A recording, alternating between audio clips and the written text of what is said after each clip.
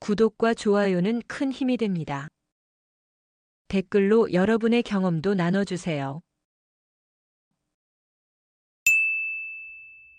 여러분, 예전에는 내 자식만 잘 되면 된다는 말이 어른들 입에 자주 오르내리던 때가 있었습니다. 하지만 요즘은 다릅니다. 중년이 된 우리는 이제 자식의 앞날보다 내 노후의 방 한 칸을 더 걱정하는 시대에 살고 있습니다. 이 집 전세 끝나면 나 어디로 가야 하지? 은퇴는 했는데 월세는 감당할 수 있을까? 자식도 결혼해야 하는데 난 아직 내 보금자리도 불안하다. 노후를 위한 준비는 더 이상 돈이 많은 사람들만의 선택이 아닌 살기 위한 생존의 우선순위가 되어버렸습니다. 오늘의 영상에서는 중년의 주거에 관한 불안과 위기의식 속에서 우리가 어떻게 해야 건강한 중년 인생과 노후를 보낼 수 있는지 새로운 레시피로 함께 알아보려 합니다.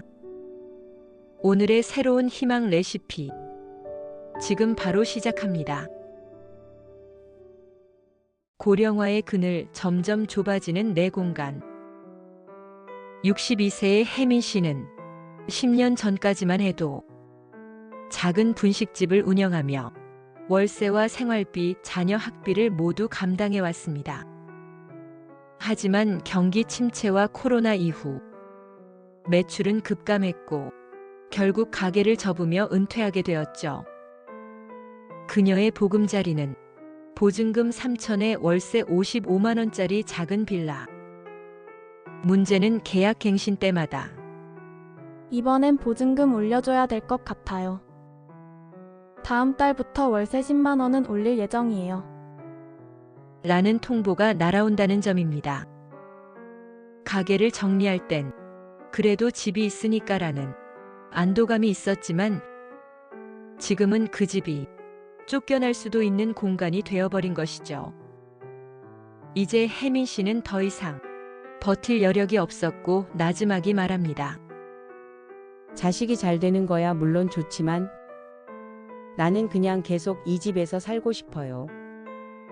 그게 소원이에요. 여러분, 한국은 지금 전 세계에서 가장 빠른 속도로 늙어가고 있다는 걸 아시나요? 2025년이면 고령 인구가 20%를 넘어서며 초고령 사회에 진입하게 되죠.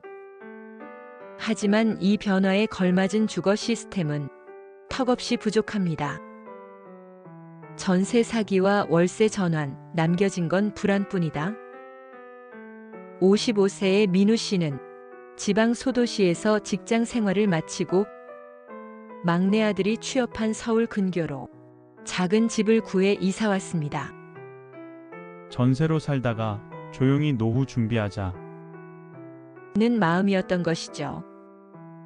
하지만 몇 달 전 집주인의 갑작스러운 파산으로 집이 경매에 넘어가며 보증금을 돌려받기 어려울 수도 있다는 연락을 받았습니다.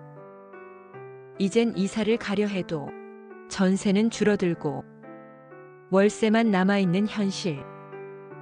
노후 자금으로 아껴둔 퇴직금은 벌써 보증금 일부로 들어갔고 앞으로가 막막했던 민우 씨는 말했습니다. 나는 자식한테만큼은 짐이 되고 싶지 않았는데 내 인생이 어느새 남의 집에 얹혀 사는 신세가 될 줄은 몰랐네. 몇 해 전부터 전세 사기라는 말이 뉴스에 자주 등장하기 시작했고 우리는 어렵지 않게 간접적으로 그리고 직접적으로 접했습니다. 특히 수도권의 빌라나 신축 다세대 주택 중심으로 벌어진 허위 보증금, 깡통 전세, 갭 투자 피해는 중년층에게는 직격탄으로 다가왔던 것이죠. 내가 가진 건 보험도 연금도 아닌 집 하나다. 64세의 성주 씨는 3년 전 딸 지아의 결혼을 앞두고 본인 명의의 아파트를 담보로 대출을 받았었습니다. 결혼식도 해야 하는데 전세 자금이라도 좀 도와줘야지. 그땐 이것이 당연한 선택처럼 여겨졌습니다. 하지만 지금 그는 은퇴 후 매달 나가는 대출이자에 허덕이고 있습니다. 그 집은 여전히 그의 명의지만 마음만은 벌써 자식에게 넘긴 듯 했죠. 이에 성주 씨는 혼자 생각했습니다. 내 집인데도 마음 편히 못 살고 자식 도와주려다 나중엔 자식 눈치 보게 되면 어쩌지. 여러분, 중년층에게 주택은 단순히 거주 공간이 아니라 노후 생존의 마지막 카드입니다. 자식 결혼, 손주 돌봄이나 경조사 등으로 그 집을 담보로 대출을 받거나 팔아버리고 후에 감당이 안 되어 고민스러운 나날을 보내는 중년층은 우리 주변에 생각보다 많았습니다. 이젠 자식보다 내가 살 집이 더 걱정이다. 우리는 이제 자식을 다 키워놓고 나면 모든 문제가 끝날 줄 알았습니다. 하지만 현실은 중년 이후 주거 빈곤이라는 더 큰 걱정이 시작된다는 걸 말해주기도 합니다.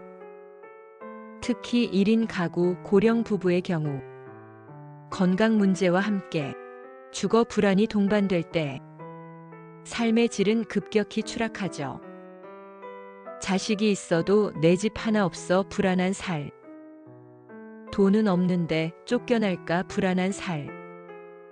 도움은 못 받아도 짐은 되기 싫은 살.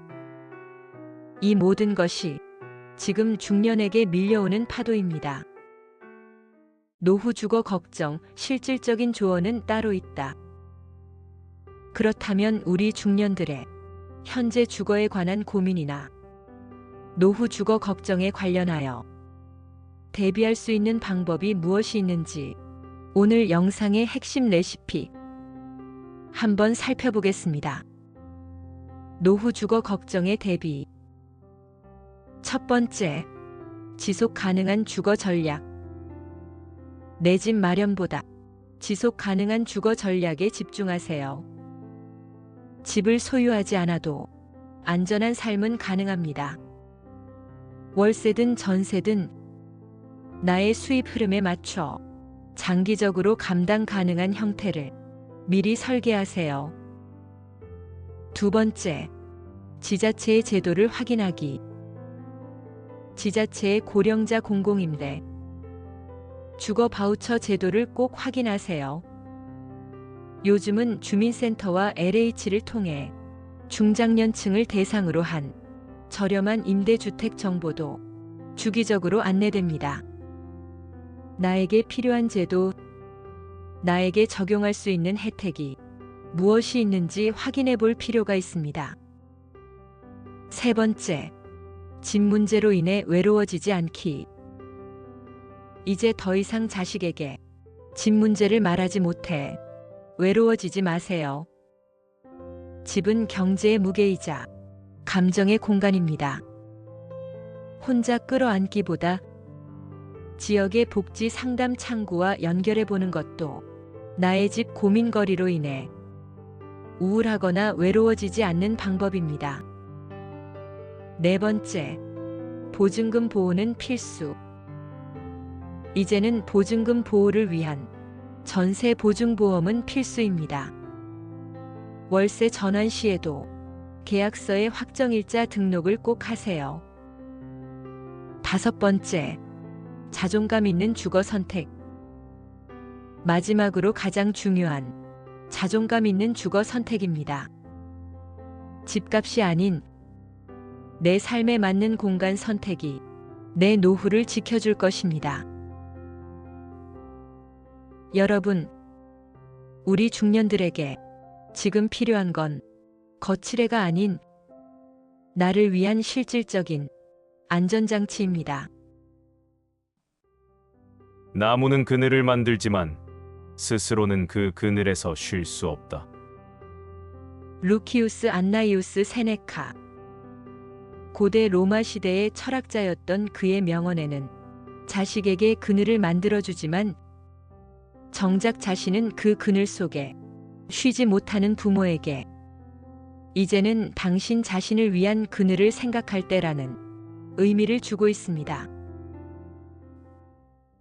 우리는 오랜 시간 자식을 위해 살아왔습니다. 그런데 지금 정작 내가 살아갈 공간은 얼마나 준비되었나요? 노후는 더 이상 집 한 칸만 있으면 괜찮아 라는 말로 위로될 수 없습니다. 이젠 죽어도 전략이 필요합니다. 내가 머무를 수 있는 집, 내가 보호받을 수 있는 공간, 그것이야말로 가장 인간적인 노후의 조건입니다. 자식보다 더 중요한 건 내가 쫓겨나지 않을 집, 내가 살아갈 방 한 칸을 지키는 일입니다.